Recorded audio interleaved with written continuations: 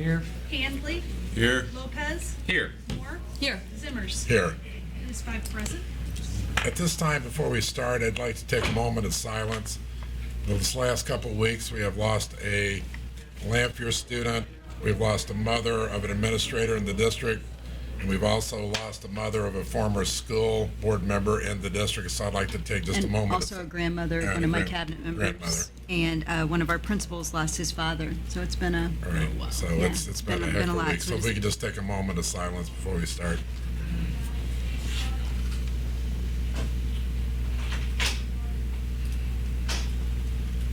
Okay, thank you, everyone. President's comments, I need to make everybody aware if there are any public comments on published agenda items that will occur during the public comments portion of the meeting, which is typically at the end of the meeting. If you're interested in addressing the board, fill out required public participation at board meetings form and submit it to Ms. Hankins, who's in the front row. President's comments, what I'd like to talk about tonight, we just recently, 2 weekends ago, had high school graduation, and I would like to tip my hat to all the schools. All of the high school ceremonies were wonderful. They were all well attended. The thing that really stood out to me during this graduation ceremonies, at all 3 high schools, it's my understanding, if I remember this correctly, over 70% of the students at each one of the graduating classes at the high schools, students were either going to go to a 2 or 4 year college, a technical school, or a trade school. The remaining students, and I would say probably between about 10 and 20 students at each high school, were going into the military, and the rest of the students had indicated they were going to go to the workforce. Contrary to public belief sometimes, those numbers alone will show you we are turning out some quality students here. We have a lot of students going on to continue their education. And I think that speaks well of our teachers in this district, but from kindergarten all the way through high school, our administrators, everybody that works with our children. It seems to me, by hearing these numbers, that our students are coming out of high school with definite goals about things that they want to do in adulthood. So I'd like to tip my hat to all the students that have worked so hard to get where they're at. And I think it speaks well of what everybody's doing in this district, that we have these kind of numbers of students that are continuing education. So at this time, we're going to start with board salutes. Let's start with Mr. Flamini tonight. None. Okay. Mr. Lopez? No. Okay. More? well, I just wanted to recognize our food service program in the district for having the our managers trained under Greg Christian. I went to the luncheon on Friday, and the food was incredible. And to think that our students could possibly be having food like this, and local produce, supporting local local farmers, I think it would be terrific. And I'm looking forward to what's going to become of this. It was just really terrific. And great article in the SJR about that, promoting that work, and so thank you for that.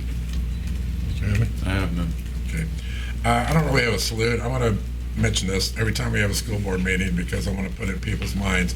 I want people to remember this summer, don't wait until the end of August to do this.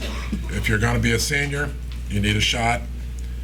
Other students coming into kindergarten, 6th grade, 9th grade, need physicals and probably some kind of immunization. If you have not done that already, please contact your provider.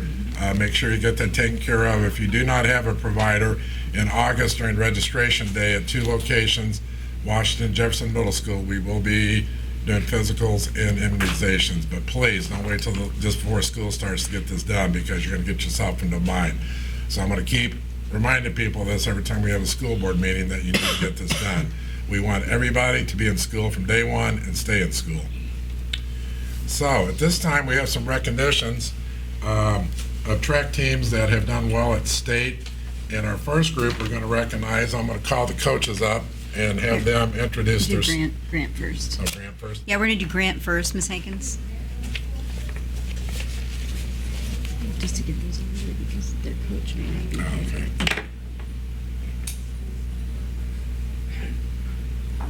Are there some students here from Grant? I know we've got some in the back here. Okay. Nobody from Grant? Well, Mr. Taylor's not here, but we can. Oh. So if Grant Middle School Yeah, Grant students Middle could come School. on up and we could read their names Sure. out loud. And We do have a couple of students that we want to recognize. Destiny Aaron, no, is she here? No. Okay. Lauren Ferguson. All right. Congratulations. Congratulations. Ariana Harris. All right. Congratulations, Okay. Diana. Very, very good job. They both placed at state. We're very proud of you. Good job. Thank you. Good job. They got the stuff on the back of the sheets. All right, and then we'll go with Lincoln Magnet Lincoln Magnet. School. We'll have the coaches come up, and you can introduce your students, because if we try to do it, we're for sure going to mess up the names. So. There's almost more in my classroom. And we have three coaches with us today: Coach Land, Coach Austin, and Coach Muncie. And there's your certificates on the For top. being here. And I should announce the athletes. And you announce the athletes, please. Yeah, if you want to go up to the mic, use the mic.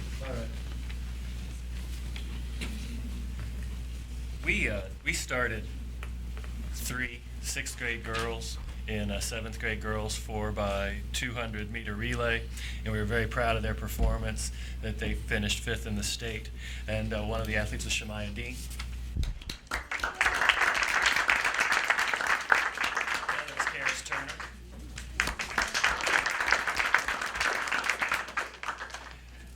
Another is Summer Williams. Robbie Ann Williams ran with us, and she was not able to be here today. And our alternate was Kylie Parker, and we'll see y'all at cross country state. Thank you. All right. All right, Franklin Middle School.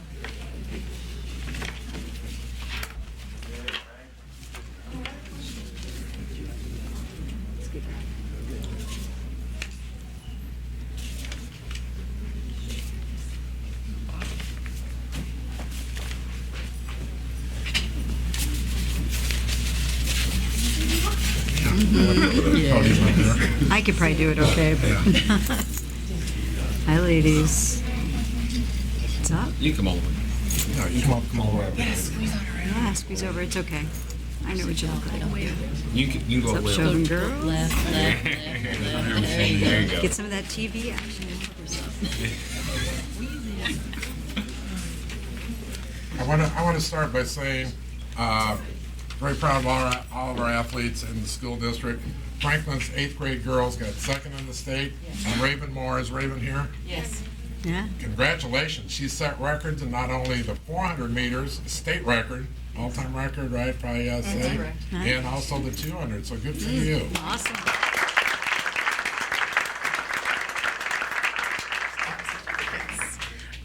The first one first of all, I'm Lauren Quandle. This is my mom, Mary Lou Dobrin, and Coach Hawkins is over here. Coach Bates couldn't be here tonight, neither could Coach Bretz, but our girls team finished 2nd overall, and the first award here is for Raven Moore, who got 2nd place. There you go. Skylar Foray, 2nd place. Oh, this is for the team, yeah. Taylor Gard. India Jackson, Chloe Lobmaster, Savannah Shobin, Stephanie Shobin. This was the 8th grade team that took 2nd. Yes.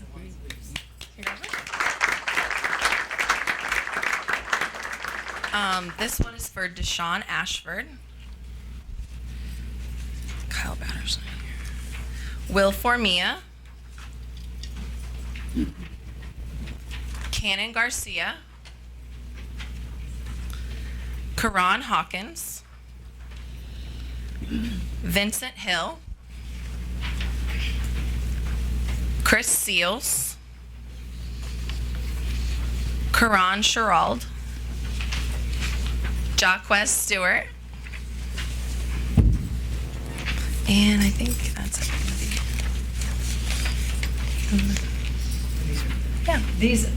They either placed 8th or higher, and they all received a medal at the ceremonies. And I'm really proud of this group of kids, that we were privileged enough as coaches to be able to be with these kids and to coach them. So please give them a big hand. Thank you for the opportunity to be here too. We're very proud Appreciate of you. it. Thanks for coming. Appreciate it.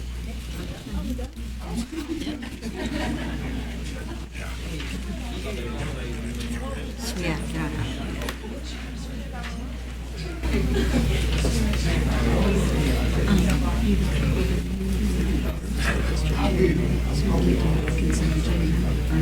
Human resource agenda. They're sitting next to, or whatever. One of those, what's his face's girlfriend, I met her in Edwards. And that with the tall head. The tall head. She's cute. Yeah. So that's pretty cool that they're here and excited to be here.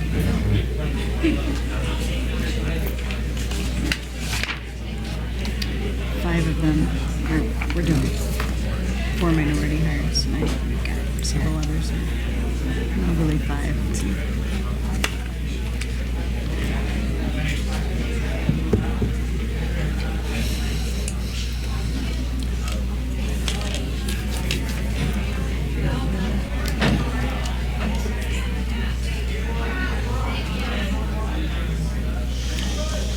Okay, we're now going to move on to discussion items. The first is 4.1, old business. Do any board members have any old business they'd like to bring up? Hearing none, we will move on to 4.2, board policy, political activity. This is about the third time we've talked about this, is to review and discuss the draft policies. The last time we had a discussion about this, I think one of the things we had talked about, if board members had any ideas about how they would like to alter the original board policy we had on political activity, we had asked you to send those changes to either the superintendent or Julie. I don't know, did either one of you get any changes from anyone?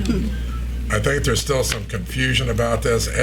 My suggestion, instead of us beating this to death again tonight, without 2 of our members here, that maybe we take this back to committee and kind of hash through this instead of trying to do it here, because we do have a couple members absent. And I would suggest whenever we have a committee meeting that we all attend, so everybody can have a voice in whatever decision's made. So if everyone's okay with that, you all right with that, Mr. Flamini? Yes. Okay. So we'll set a date to do this in Do committee. we need to do any action on that since it was on the agenda? Okay. Okay, 4.3, any new business?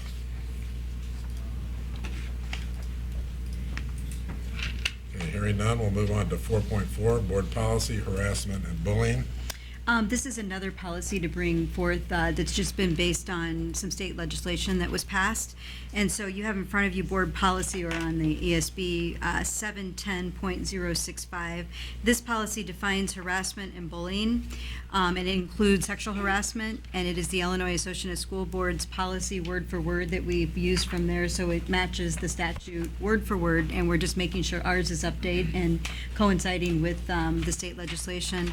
A detailed explanation for making a complaint, including the name and contact information of the non-discrimination and complaint managers, is included, and that was a new piece of the law, that everybody has to have those complaint managers in their school, and each school has to have them named and really advertised who they go to in terms of if they feel like they need to make a claim for bullying or harassment, including sexual harassment.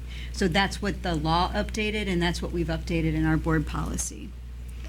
And then Board Policy 710.0651, this policy outlines the prevention of and response to bullying, intimidation, and harassment for staff. It too is the Illinois Association of School Boards policy, and the policy calls for a bully prevention and response plan to be developed by every school. And we will, of course, be in full compliance of that as the school year begins. But that updates the policy and makes us in line with the state legislation. Does anybody have any questions or comments? I do have one question. This is Mr. Sanders. Mr. Sanders, do we not already have a contact person in each school. Okay, so that's already set. We were sort of working ahead of the law, knowing that it was coming out, and as they were mulling it around, we had already put that into our action plan already. So we're good to go on that. I would assume we probably have a lot of language around this anyway, so this would be a matter of just plugging this in, right? Yeah, and we updated our language too to reflect what was expected in early January. Okay. To mirror this, because when the mandate came out, it really outlined specifically what we needed to do, and that's why this is so lengthy, because we've got to make sure that what the state expects us to do, we're doing. So that's what we've been implementing. Okay. Anybody else? Okay, 4.5 student business. We're kind of in transition here with our student representative because one is outgoing, will be going to college. We have a new one that will probably be coming in probably the first First meeting morning in August, yeah. Okay, we have a couple of presentations to the board this evening. First is Phi Beta Sigma fraternity, and Larry Hemingway, we'll call you up. Come on up. No, yeah, you did. Yeah, you did. Come on up. No. Getting called to the superintendent's office. Larry's going to be talking about a partnership they have with Washington Middle School, been really working cooperatively with that school, so we're going to have them talk about what they're doing. All right, good stuff. How is everybody doing? Good. What about the rest Good of us? evening. Yeah. All right. I will relinquish the floor. First, I would like for the members of our Sigma Beta Club to stand up, as well as the members of Phi Beta Sigma Fraternity Incorporated to stand, and I don't know if we can squeeze somewhere or whatever. I guess it's right there. That's cool. Okay, good stuff. And I'll relinquish it to our immediate past president, Cecil Crawford, to share some of the information that we've been working with Washington Middle School and some of the other initiatives that we've been able to do in the area of mentoring throughout the district. So. Thank you, Brother Hemingway. My name is Cecil Crawford, and on behalf of the Brothers of Phi Beta Sigma Fraternity Incorporated, Eta Psi Sigma Alumni Chapter, thank you, Superintendent Gill, President Zimmers, to our own Brother Adam Lopez, and to the other members of the school board for this presentation that you allow us to give. Allow me to take a brief moment to acquaint you with our fraternity and some of our community work. Phi Beta Sigma Fraternity Incorporated was founded on the campus of Howard University in Washington, D.C.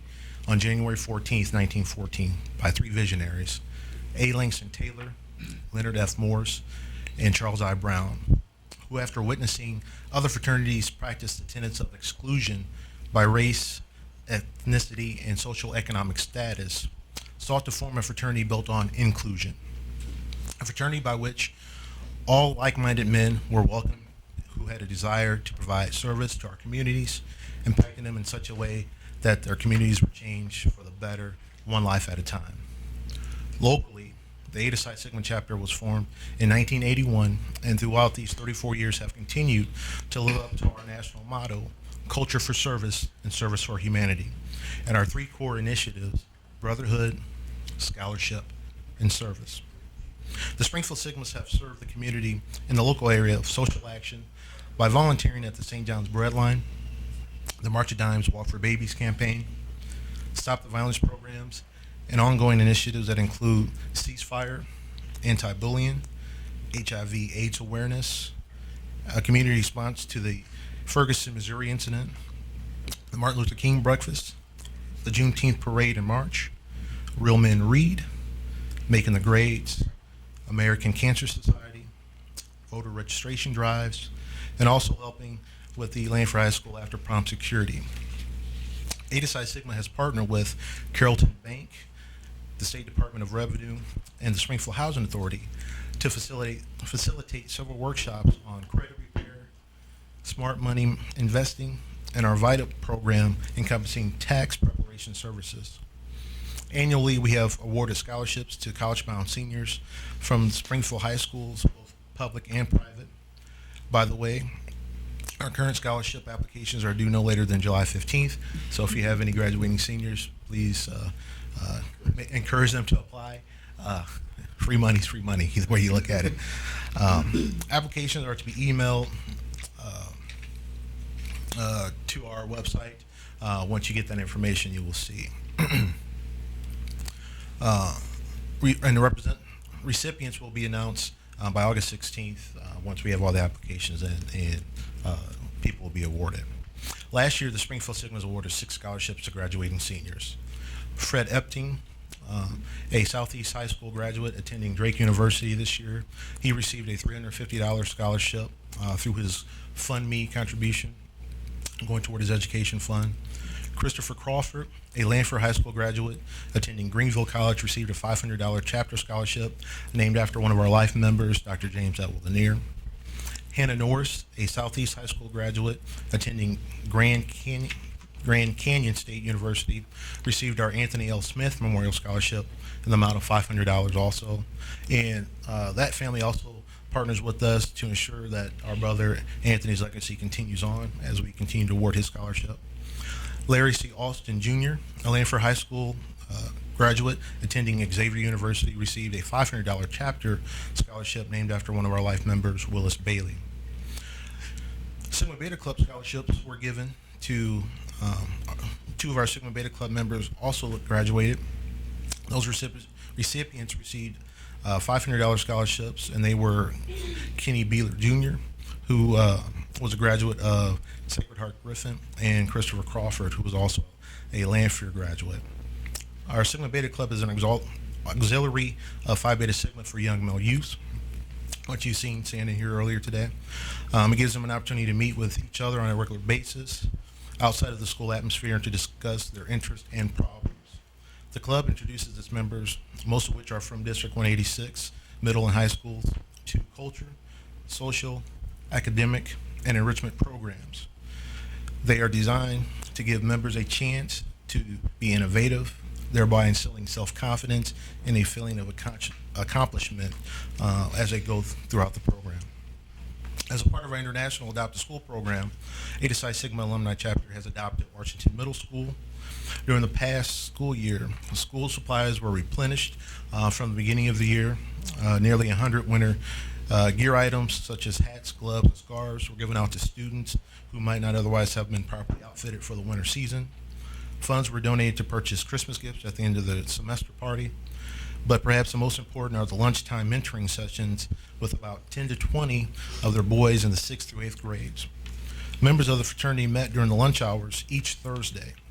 The goals of those sessions were to increase school attendance, decrease expulsions and discipline referrals, maintain passing grades, provide life coping techniques, reinforce positive behavior, and to talk about choices and consequences.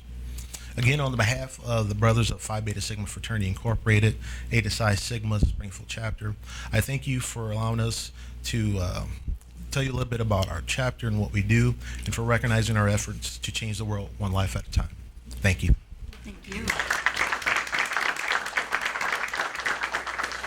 I just want to make a comment. I didn't realize all the things you did. That is unbelievable, all the things you did throughout the community. Thank you. Thank you. Thank you. We appreciate it. Cecil, you're a proud graduate of Lanford High School, aren't Yes, sir. 94, go Lions. All right. Teacher.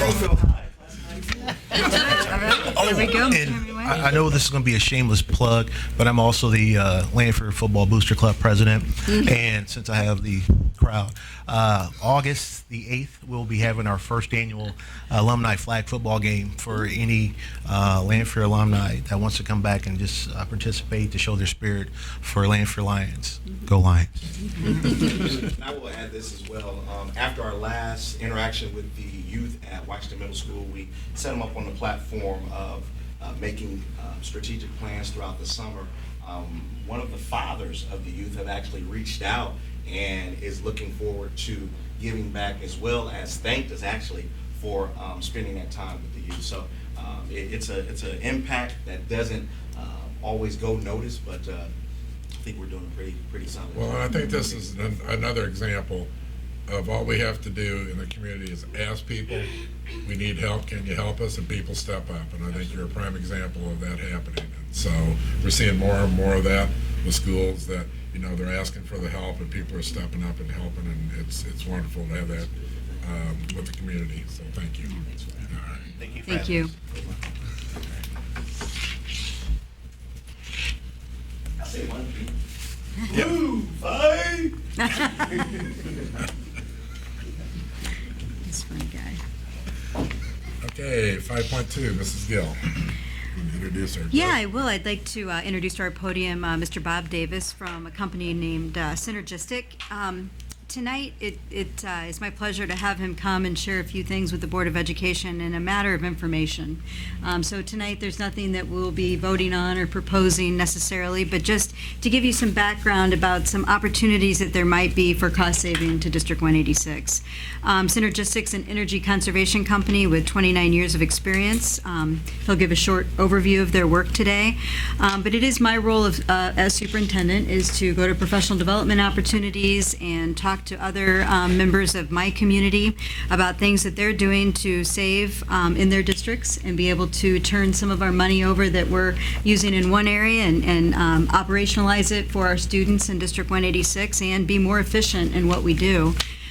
So tonight I'm bringing forth Bob Davis from Synergistic, along with many of my cohorts across the state of Illinois, to kind of give us some information and just allow for any questions from the board at this time. And I've given them some overview, and obviously there was a presentation packet for them to view online as well. Right. All right, so I'll turn it over to you. Thank you, Jennifer, very much. Again, I'm Bob Davis. I'm Regional President with Synergistic for the Midwestern United States and the Northeastern United States. And it's a real privilege to be here and some tough acts to follow. Congratulations to Springfield. Some wonderful examples in academics, athletics, as well as community affairs for those students. So congratulations, they're to be applauded. Synergistic, as Jennifer said, is a company that's been around 29 years. We have one and only one mission, and that is to return dollars to school districts that would otherwise be spent in their utility bills. We are an intellectual capital engineering company. We are in 48 states around the U.S. We're currently working with 1,264 K-12 districts in those 48 states. To date, we have been able to save those districts in excess of $3.7 billion off of dollars that would have been in their budgets to pay for their energy cost. We have expertise in every area of fuel. In your particular case, that's electricity, gas, water, and sewage. We also have expertise in geothermal as well as solar. But what we were able to do with the help of Jennifer and the administration is to pull some data together. We started talking, I guess, back in January. Brent Clark and I came over and visited with the district. And one of the things that we always ask is for some basic information about what types of spends you have, what types of energy you use, questions about square footage, number of students, activities, etc. It's a fairly simple gathering of data, but it's put through a very complex process. We literally gather millions of bits of information daily from around the country, and when we get your data sheet, we feed it into that. We do not have a cookie cutter program. We develop every program based on that particular school district's needs and opportunities. And so we were able to come back in March and present a proposal designed specifically for Springfield. That proposal estimates very conservatively that we can reduce your energy spend in excess of $6.1 million over the next 10 years. Without any cost to the district. I want to stress this is a 100% savings program. Everything is paid for by savings that we have generated in reduction of your energy consumption. No district in our 29-year history has ever paid one penny of capital money to be involved with our program, and that's guaranteed in our contract, which the district has had the opportunity to vet. So the way the program works is fairly simple. We have on the front end what we call a quick start program that normally will run somewhere between 3 and 6 months depending on the size of the district. For Springfield, we recommended our longest quick start program, which is 6 months. That means we are in here working inside the district with our engineers and our energy conservation experts for 6 months for free. We assume 100% upfront liability on the program. At that point, the intent is to have gathered a pool of dollars in reducing your spend by finding opportunities, making recommendations to the district, and with Springfield's approval, then we would implement those options to reduce money. And so we build up a substantial pool Our expectation conservatively is somewhere between $112,000 and $115,000 in reduction for Springfield in that first 6-month period. And then that builds on top of itself. Our company is built on engineers, so we have about 60 around the country. They are not geographical, they're topical. So we have men and women that are experts in various aspects of energy conservation. As we find opportunities, we bring in the specific engineer or engineers that would work on that reduction. Our program is designed to look for savings in what we call dark times. And a dark time for us is defined as when a building or a portion of a building is not occupied. Depending on the program and the district and how it functions, somewhere between 70 and 90% of the reduction dollars that we would get for you would be in those unoccupied times. I mention that for a couple of reasons. It allows us to grab some really large chunks of savings for you, and it does it in a very non-obtrusive way. We never do anything to disrupt academic, athletic programs, community programs that are in the schools. And safety is a key concern for us as well, both inside your buildings as well as on your fields. We would assign a couple of engineers to Springfield immediately. One would be an implementation lead. Their job would be to do a quick but thorough study of all of the buildings, all the equipment that you have. We're experts in every make and model of equipment. We're experts in all types of construction material so that we can get a good assessment of the state of the art. We never ask a district to make equipment repairs. We never ask a district to buy new equipment. We never ask a district to make facility repairs for our program to be successful at the rate we expect it to be successful at. And when I mentioned that $6.1 million that we expect to return to you, that's a 20% projection on our part. Our national average is 26.7, so it's a very, very conservative projection. So we are doing an analysis through the implementation lead, who is then feeding us opportunities that are found so we can get the appropriate engineers in. Again, we don't do anything without the approval of the school district. With your approval, then we'll implement those, and that's how we garner that pool of funds.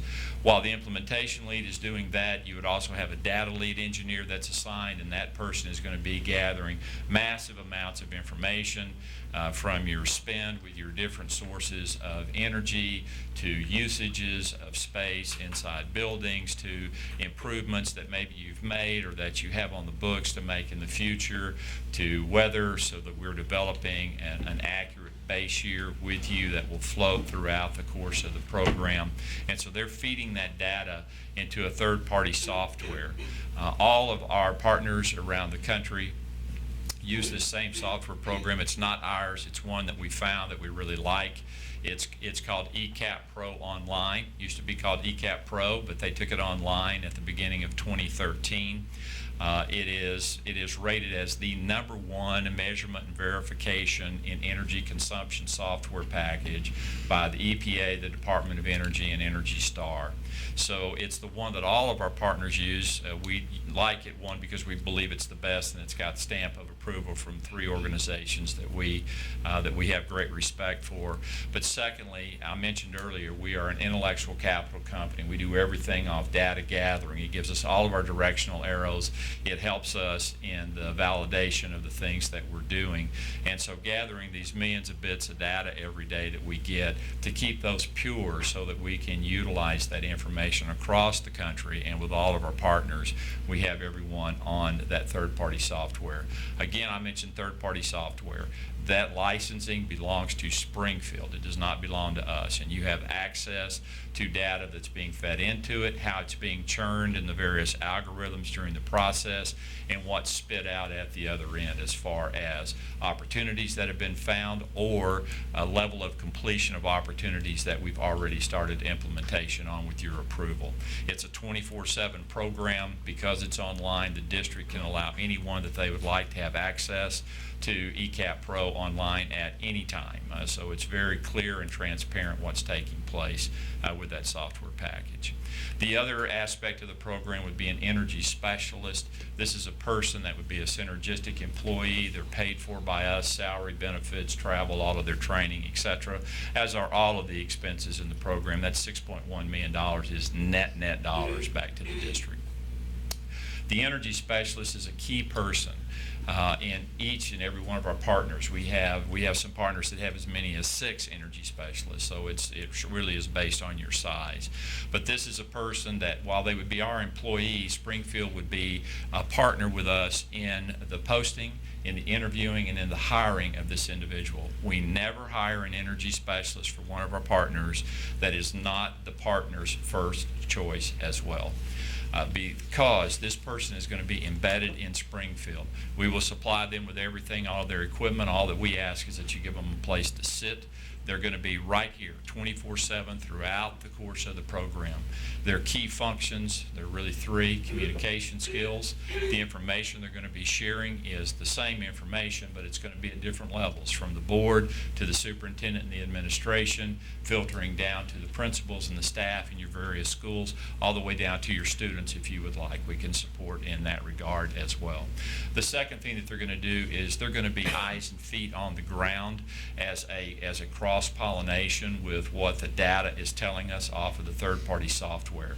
These folks have a very unusual schedule. They may be on a rooftop at 3 o'clock in the morning. They may be walking a hallway the Friday after Thanksgiving.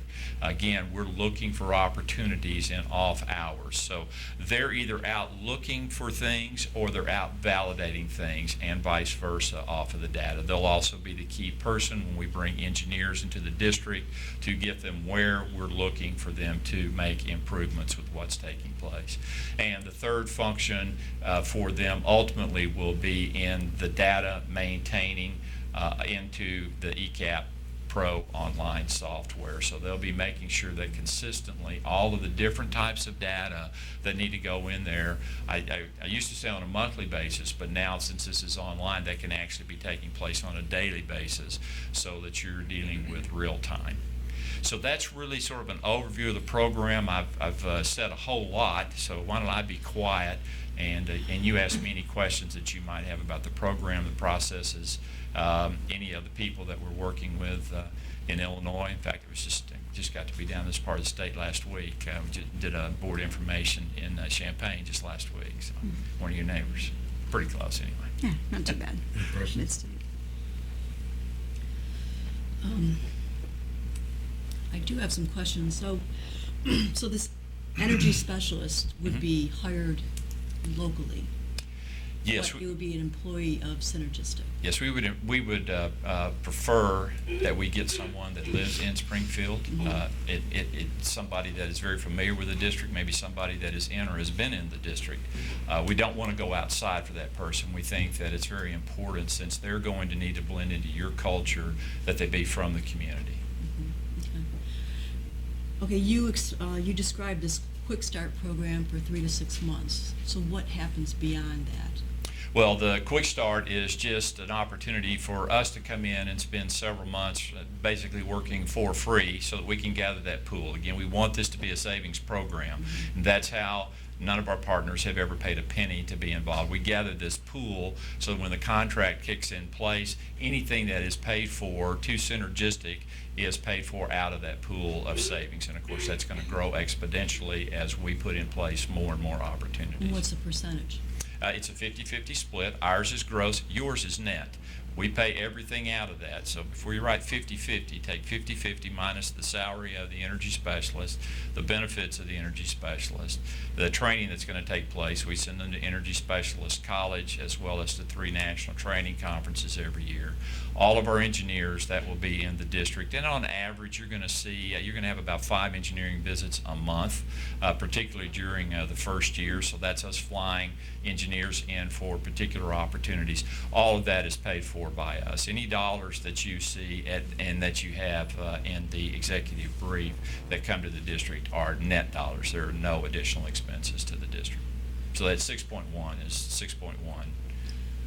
So the savings, from the savings, then you subtract the salary and the benefits, everything like that, and then from what's left over, that's what's going to be split 50/50? No, ma'am. No? That's all reduced from our 50%. From your That's what- Yes, 50%, ma'am. okay. Yours, any graphs that you look at with us, when you look at those numbers, just remember yours is a true net and ours is a true gross. So everything is being subtracted.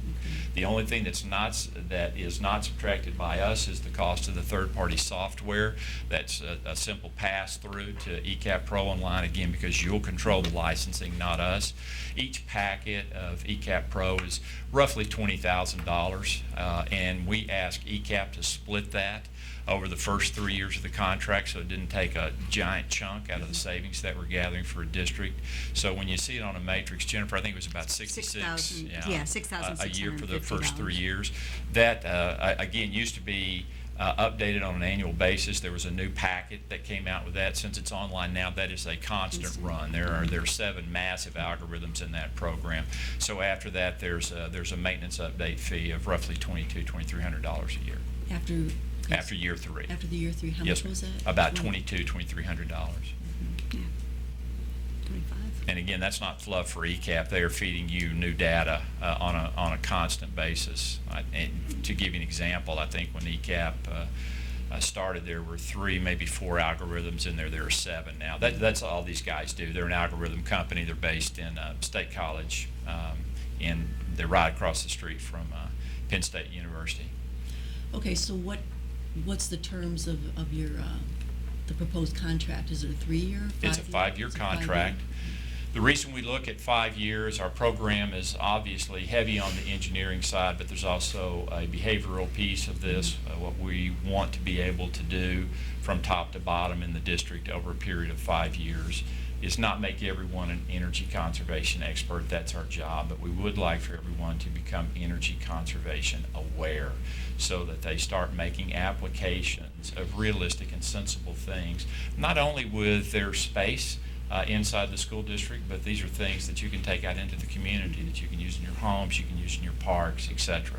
So we know that there is a learning curve, and it builds succinctly as the program rolls along. We didn't put our behavioral piece together. That was put together for us by some organizational behavior experts, in particular Dr. Kanicki at Arizona State, who is really sort of the godfather of this. Almost all the textbooks used in universities in the country he wrote, and so we took what we do to him, and then he helped us build a behavioral piece that was applicable on the energy conservation side. Okay, so after the 5 years, and if we don't want to renew the contract, what happens with that energy specialist? Well, there is no contract renewal. What we start with at the end of year 4 is a transitional discussion with the district. What would you like for your program to be at the end of year 5? We think that when you realize that you've saved in excess of $6.1 million, and again, very conservative number, and that just continues to build, that you'll want to maintain the program. We have some partners that are in their 26th, 27th year with us right now that have literally saved 60, 70, 80 million dollars in this plan. Then we can talk with you about options. Obviously, the energy specialist is a key person. Our preference, quite frankly, would be that they stay a synergistic employee, and that when you stop paying us for any savings, obviously that's going to be a massive number that increases, that a portion of that would be used for the salary and benefits. If you think that that's an employee that you want to take onto your staff, again, we start that discussion at the beginning of year 4, so we've got all year to work together as partners to figure out what's best for Springfield post year 5. Okay, so what we're looking at is that individual will go back to synergistic, but if not, if we want to keep them, then we're taking on a new employee for the district. Yes, and again, our recommendation would be they've been a synergistic employee for 5 years. They've been under our management. They've been under our pay and benefits program. And in most cases, districts are saying, let's maintain it and keep it as a synergistic employee, which again, we think works very, very well. They've been used to that management process for 5 years. Okay. Now, with the package that you're going to present us, are we going to be given line by line items, or is it a bundle? We've got about, if I'm understanding your question correctly, Donna, we've got about 1,200 potential touch points in what we do. We don't use all of those in any district, but we will use several hundred over the course of the program. Some of those are start-stop. So we know that once we start implementing it, we're going to get to a certain point. It's finished. All the savings that we can garner for that are there, and that one's done.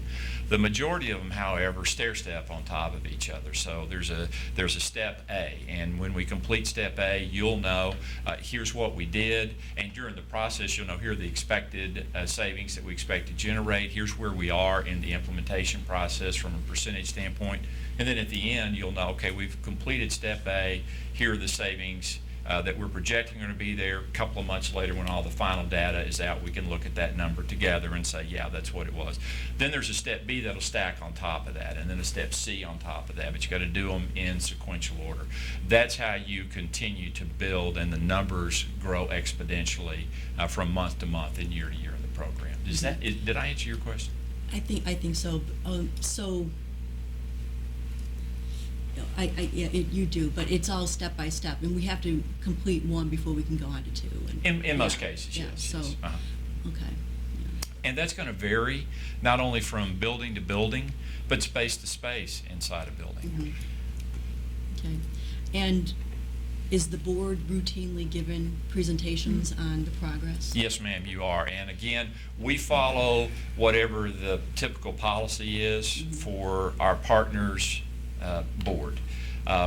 We have some boards that want us to come and make a formal presentation a couple of times a year. We have some that want us to do it annually. We have some that prefer that we come and make that presentation. We have others that prefer that the energy specialists come and make that presentation. Springfield would have a senior administrator that would be the program liaison for the district. Some districts prefer that the program liaison come and do that. You tell us how you want the information presented, and that's who, when, and why it will be done.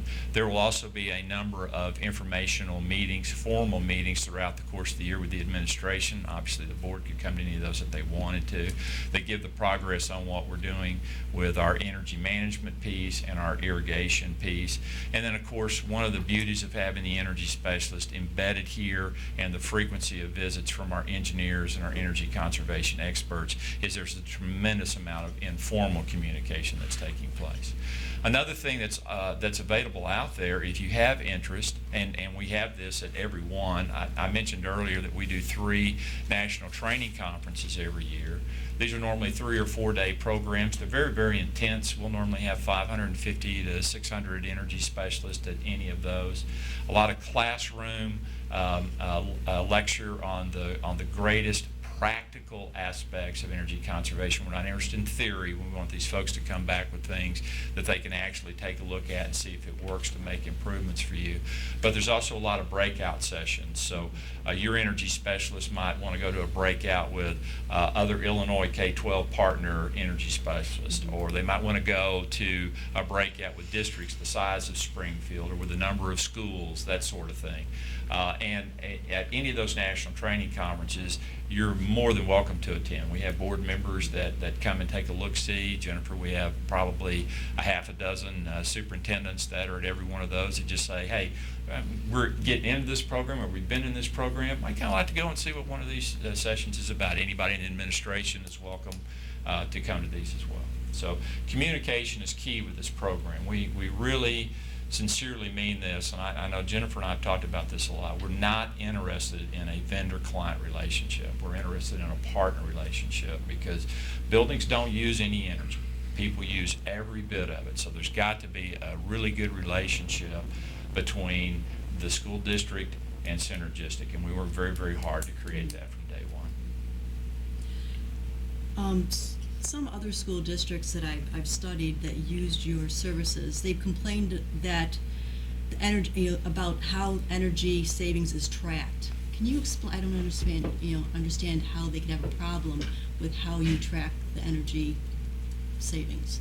Well, I don't either, because it's your license. You have access to everything that's happening, again, on the front, during, and on the back end. When we gathered all of the data that we think is telling us what the savings are, we sit and share that with the district to have mutual agreement on what those savings were. So, up front, we're talking the same language, though, that, okay, so the savings, it's going to either be units of energy used, or is it dollars? Oh, well, it'll come to you in both. I mean, you'll know, for example, your KBTU reductions. You're going to know your cubic therms reductions. So you're going to know that, but then there's a dollar applied to that. And that's really created for you. I mentioned briefly a base year, and that's really an important piece of this program. We work with the district to develop a base year up front. We want to know what's as close to a typical 12 months as you can tell us. And I use this weather example just because we've had a couple of unusual winters in Illinois the last couple of years. 2 years ago, incredible cold temperatures. This last year, not so cold, but a lot of snow. Those are atypical. So what we want to do is have you tell us what's more of a typical winter. But it's not just weather. We also want to put information in there on what's taking place in the district. Have you added a new school? So you added some square footage. Has your FM&O staff done some rooftop additions or a boiler replacement? That sort of thing. So we build all that into that base year. The real key to that base year is that it float, because the district doesn't stay the same. You're going to do things over the summer that you didn't have in place the last day of school. You've got things in your budget and plan for next year, 2 years down the road. Things are going to be happening 5 years down the road that nobody's even thinking about now. There's technology that's going to be brought into the educational workplace that's just in development now. So we want all that data fed in there on a regular basis. And of course, again, you've got the license, you have 100% access to it. So that base year is really pretty key in determining our savings. It really is, and that's why we want to work with the district and have you tell us what fits. I mean, we can look at data, but data as far as building a base year only goes so much. We need to hear from you guys what any peculiarities were, what any opportunities that you took advantage of, etc., so that it's as clear and clean as it can be. And again, we're gathering information from you to build that base year. Okay. Thank you. Oh, you're welcome. Great Bob, question. I think you mentioned with the program liaison, that's somebody that sits in our business office. So they're also working intricately with our O&M office, and any types of savings it's realized, they would have a deep understanding of that and be able to ask questions or air complaints at that point in time. And that would be somebody that's on our staff that's not your employee, that would be kind of there to make sure, for checks and balance purposes, that we're in agreement with everything at that point. Absolutely, Jennifer. Your program liaison would be your key first point of contact, and again, in a major administrative role, then obviously to you, and then obviously on up. And they to the also board. receive training from your company. Yes, they do. though, so that they have that same basis of information that the energy specialist has, or some level of that. So. That's right. We have a program liaison university as well. We bring them down to corporate headquarters. It's a 2 to 2.5 day meeting, and they'll be there with other new partners, PLs, and so they go through that training together, just as the energy specialist does. We obviously want them in a group environment. We think it promotes learning through questions from a variety of minds, but also we think that it builds a really nice, close-knit, small group from around the country in that same level. And what we're hoping to do is build contacts. So if they want to pick up the phone and call somebody, a PL might be in California, they might be in New Jersey, they might be next door in Champaign, but they've got those relationships, and then of course that just continues to build if they come to more of the training conferences. Anybody else have any questions or comments? Anything, Chuck? I can answer for No. you. I think it's a great idea. It's an action. I remember the older plans where they would come in and replace your ballasts on your lights and stuff like that. This is a real, this gets to the heart of the real problem, which is the human factor. What we can do to really reduce that stuff. I think that's very good. Well, that's spot on. I mean, we're in the field, so we study the energy pyramid all the time. You guys are probably going, who cares? But we feel like so many places invert the energy pyramid, and they spend a lot of dollars before they do anything else. And we believe that the best way to save dollars and then minimize spend in other areas is to build a really broad and deep foundation in energy conservation, which doesn't cost anything. Let it take care of all of those issues that it can, and then that can minimize capital projects that the district might be looking at in the future. We think we can expand the life of equipment that you have now. We think we can help you through our engineering expertise if the district is going to do something in the future, build intelligent baseline or benchmark, if you will, so that when your folks are talking to whomever you might be buying something from, they really know what would be the best specs to look for to make sure you're maximizing your energy savings while maximizing the efficiency of the product you might buy from them as well. Anybody else? Okay, Well, thank you very much. I appreciate your time. Thank you, appreciate it. Okay, now we'll move on to 6.1 Treasurer's Report. Mr. Besco? President Zimmers, members of the board, district ended the month of May with a cash balance of $13.6 million in the bank for all funds. Interest rates with Illinois funds averaged 0.024% during May. Earned interest for the month was $303, and interest earnings year-to-date are $46,772. Schedule of investments is also attached. We have a total of $9 million currently invested. We also have a line of credit schedule through May. We had withdrawn $9.5 million on that line. We'll make our final withdrawal for the year on Thursday of about $4 million, so that'll give us a total of approximately $17 million that we've used on our $22 million line, so that's a $5 million improvement over last year. Anybody have any questions, comments? Thanks, Mr. Masco. Now we're going to move on to Superintendent's Report. All right, I'll keep it short. Just a big shout out again for graduation ceremonies in the class of 2015. I was so proud of all of the graduates, the way that they behaved and all of their achievements over the course of their last 4 years of high school.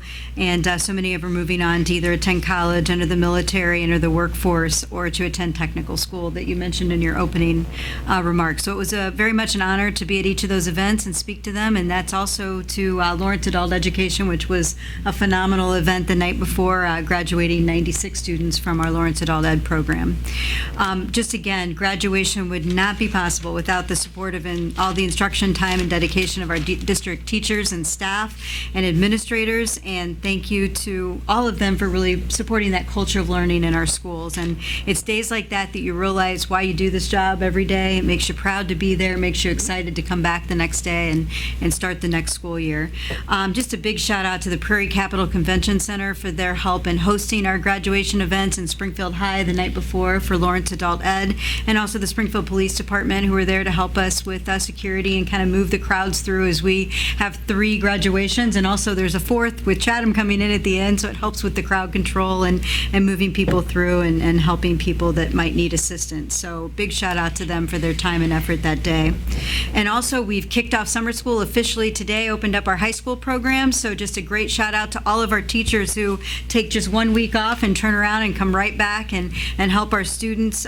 We have all of our summer schools now in session, and so I welcome you to attend any of those. Du Bois is where we're hosting our elementary, and it's in the morning. And then we also have middle school in the morning, and we have one program for high school at Springfield High School this year, and one program that's running at Lanphier High School. So any of you are welcome to stop by and attend those and see our students that are really benefiting from some summer learning opportunities. All right, those 5 days. They are Monday through Friday, yes. Yeah. High school's 4 days? Okay. Yeah, they go through Thursday. High school people don't want to go to school on Friday. That's how it goes. I'm just kidding. I think one of the questions at hand is just what's going on downtown at the Capitol in terms of the budget. Once again, we just stay optimistically focused on what's to come. We're fine with the way we've presented our budget and the budget that we'll vote on at our next meeting. We just want you to be aware of that. Any delay in approval of the state budget would not have a great impact on us right now in terms of the budget we put forth to you. It might have a impact on overall, but right now we have to move forward and know where we are. Right now, this is the time of year, and Mr. Basco, you can jump in at any time. This is when our property tax revenues are starting to come in, so that helps us with our general operating budget. And that's, we think approximately $42 million in all of our funds will be coming in from that. The first general state aid payment is not due until August 10th. For the next year, and the FY16 categorical payments are not due until September. So we can still approve our FY16 budget as we presented it to you, and that we will talk about at our next board meeting. Most of our expenditures can't be cut anymore at this time anyway because of contractual issues. So we just have to kind of hope that what we budgeted for at 89% will hold us. Do you have anything else that you'd like to add to that? No, I think that's summarized. Yeah, I mean, we were optimistic about some of the things that were coming out about possibly having that percentage go to 92%. That would be amazing for us, but we know things are caught up in a lot of political conversation downtown. We know they're back in session tomorrow and will be for the next 3 Tuesdays, so we'll just be waiting and listening and learning and seeing how that might affect the schools overall. Okay. The other thing I just wanted to bring to your attention tonight is our work in the business office and in our HR department around the Affordable Care Act and some of the impact that it could have in our district. As you know, it really defines quite specifically what a full-time employee is, and that's anybody who works 30 hours a week or more, and then also 130 hours a month. So it doesn't have to just be if they work more one week and it adds up to 130 hours over the month, they are considered a full-time employee. It also has some provisions where we have to provide a report to our employees, much like we do a W-2 at the end of every year, that kind of calculates how many, whether they're full-time employees, how many hours of work they put in, and also whether or not they're taking insurance and dependent insurance. So with all of those things being said, we have been looking at how we can manage this within our own system and be prepared for it as it rolls out. Really, to do that work within our system, we would have to almost hire another computer specialist to write a program for us to make that work and to really put the time and effort into creating that report and then making sure that we have all of the records that we have to report out, right? Who do we report that to? The federal? To the federal government.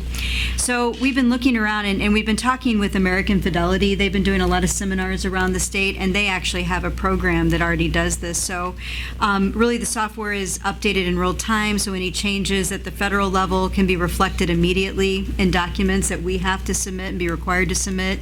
In order to complete the forms required for submission, they have to be pulled from various resources within our HR software. So it's not just one program where we can go and just say, look up who worked this long. It's from various different points in our system where we'd have to pull it, which makes the program quite intricate and kind of difficult for us to create on our own to provide that. A monitor or tracking system to alert payroll department of any part-time employee that might be moving to full-time status so that we can immediately offer them full coverage. We don't want to get behind and have to pay penalties in any way, shape, or form under the Affordable Care Act law. And then also it's got American Fidelity has the experience and to really guide the district in collecting, analyzing, and retaining, and then distributing the data that will be required by the IRS as we go forward. So we're looking into that a little bit further and probably will be bringing a proposal to the table. But once again, this is something that is sort of an unfunded mandate, it will, as you talk about, because we have to have the right accounting programs in place and the reporting systems in place to really meet the letter of the law under the Affordable Care Act. Mr. Basco, do you have anything else you'd like to add, since you and Gina have been at the forefront? Basically just, that American Fidelity's really been out in front of this from the start of Affordable Care, and they're just gonna provide a service to us that, that we could do, but it would, we'd have to hire we somebody would to have do nowhere it. near the expertise that they have to keep up on all of this and do all the reporting that's required. So I'll put some information together, but I just wanted to bring that to your attention, that it's something that we haven't just set aside. We don't want to be one of those districts that's on the back end trying to figure out what we're going to do. We wanted to be on the front end and make sure that we're educating ourselves. I've attended several seminars, as well as my HR department and my business department, to make sure that we're aware of all the letter of the law with the Affordable Care Act. All right. right, are there any questions for me, or?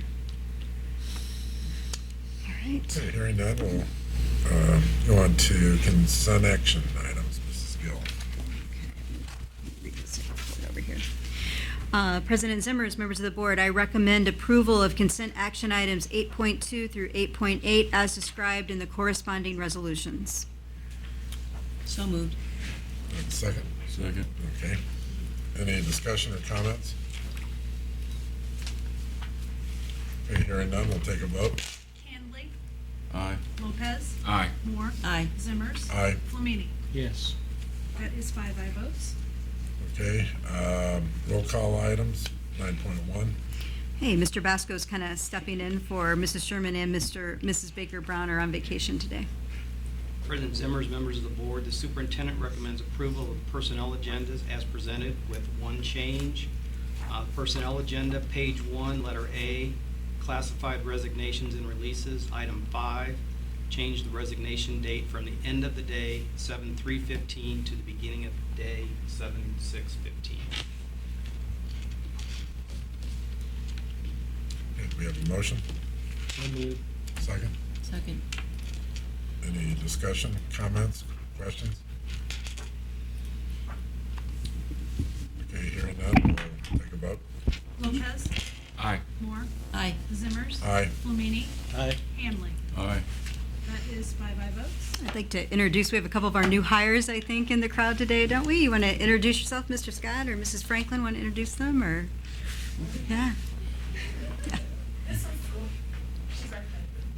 Okay, all right, good. A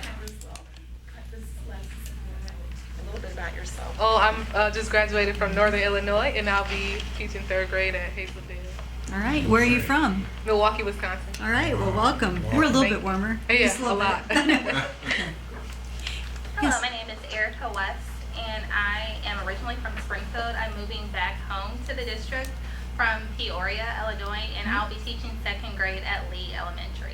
It's very nice to meet you.